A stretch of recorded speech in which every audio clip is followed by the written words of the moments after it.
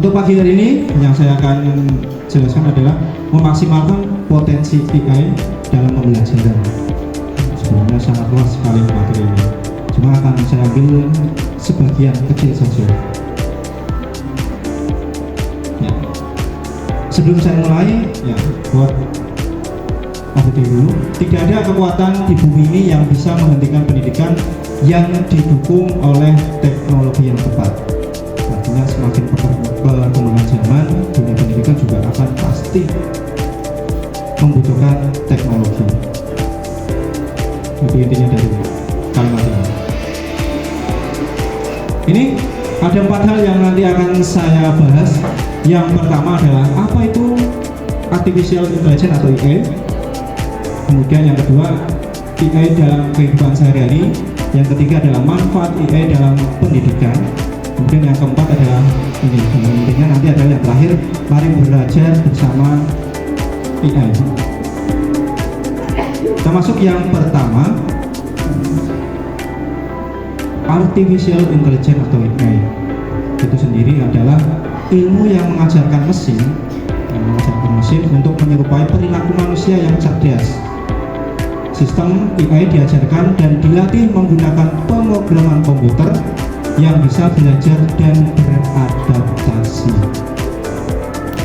AI ini sebenarnya sudah sangat lama sekali, yaitu pada konferensi Dortmund pada tahun 1956 mengumpulkan para ilmuwan yang dianggap sebagai awal mula ditemukan AI sebagai cabang ilmu akademik.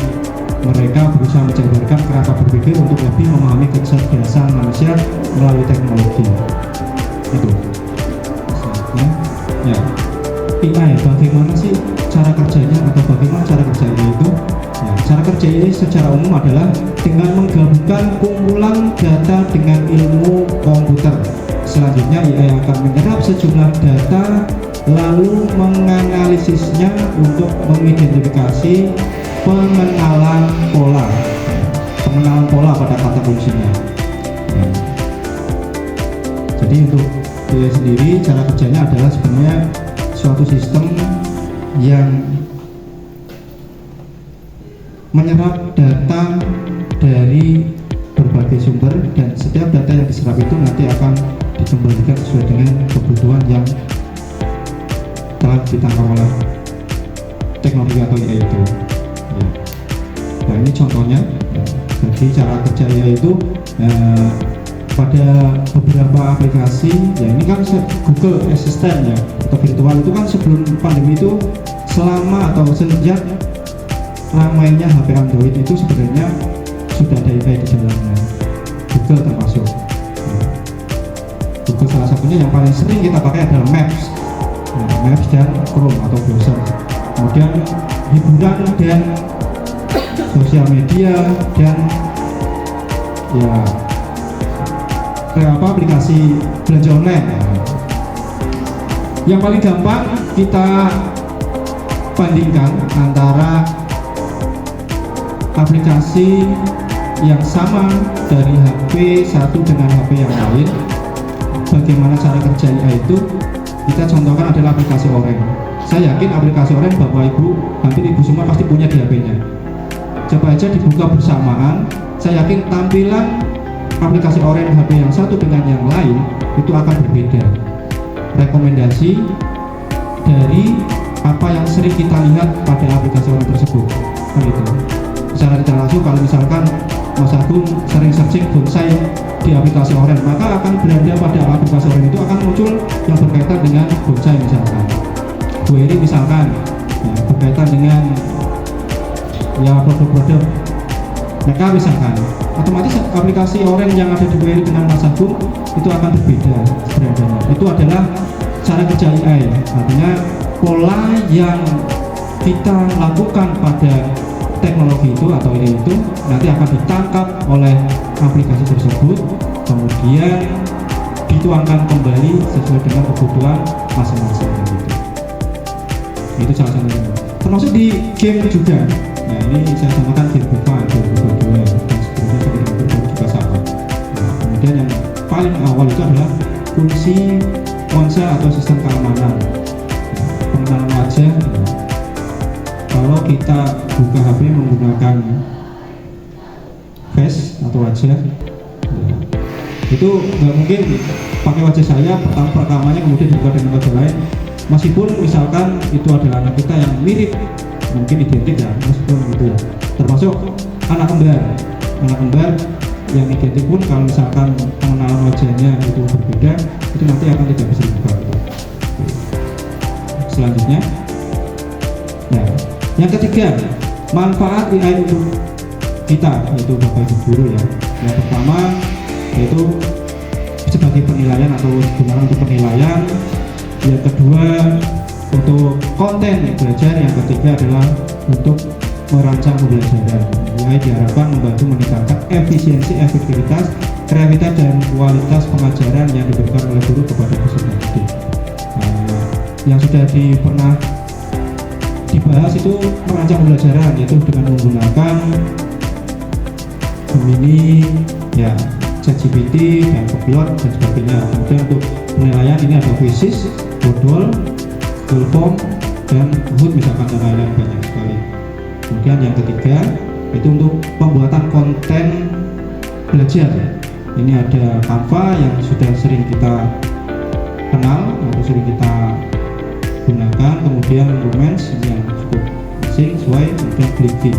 Nah, untuk aplikasi yang nanti akan saya gunakan yaitu adalah Blippi untuk pembuatan konten belajar. Ini sudah masuk pada materi kita pada pagi ini, yaitu mari belajar bersama AI, kita gunakan Blippi. Apa itu Blippi? Blippi adalah platform yang memanfaatkan kecerdasan buatan untuk mengubah teks menjadi konten video. Ini adalah alat yang ampuh untuk menghasilkan konten yang menarik dengan cepat dan efisien. Dengan Blippi, Anda dapat membuat atau berbagi video. Selain kita juga nanti bisa digunakan untuk siswa dalam pengerjaan tugas juga bisa. Kita masuk pada intinya yaitu Blippi.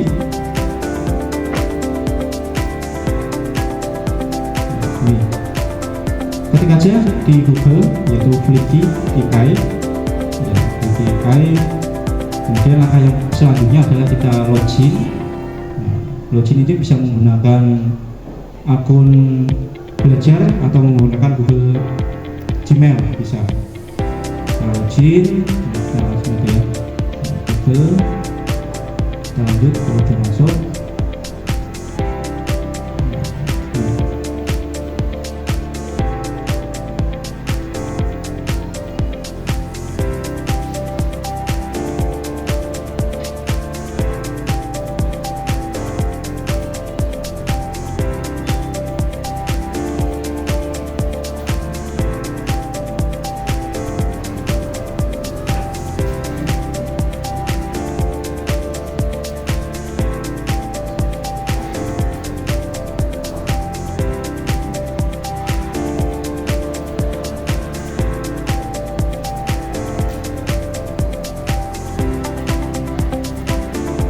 Ya, ini tampilan awal, ya, sama seperti aplikasi lainnya, ya, termasuk ChatGPT, kemudian Gemini. Ya, ini ada beberapa menu yang bisa kita gunakan untuk merubah konten. Kalau prompt atau ide itu dari teks ke video, kemudian script juga sama.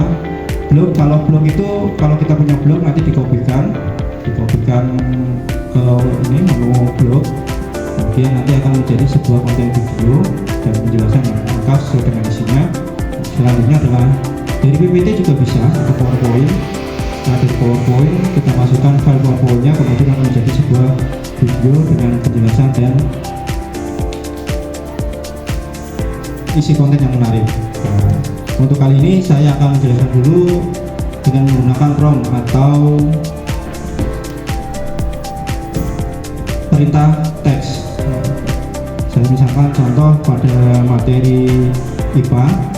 Untuk Blippi ini sebenarnya untuk instruksinya tidak terlalu ribet seperti Gemini dan ChatGPT.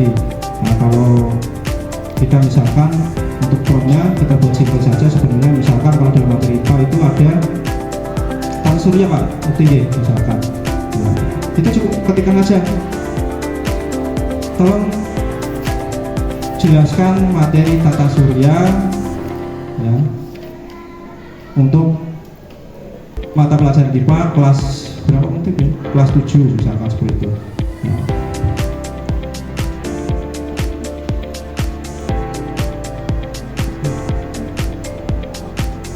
Ini sudah ada hasilnya.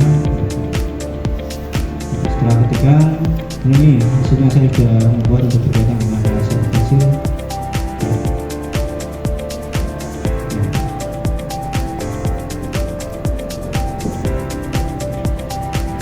Ini hasilnya Bapak Ibu tadi berkaitan dengan tata surya. Pernahkah Anda bertanya-tanya bagaimana posisi bumi, bulan, dan matahari berinteraksi? Saksikan terus untuk memahami dinamika menarik ini. Bumi mengorbit matahari sekali setiap tahun. Bulan mengorbit bumi setiap bulan. Kedua gerakan ini menciptakan fase bulan yang kita lihat. Gravitasi matahari dan bulan mempengaruhi pasang surut laut di bumi.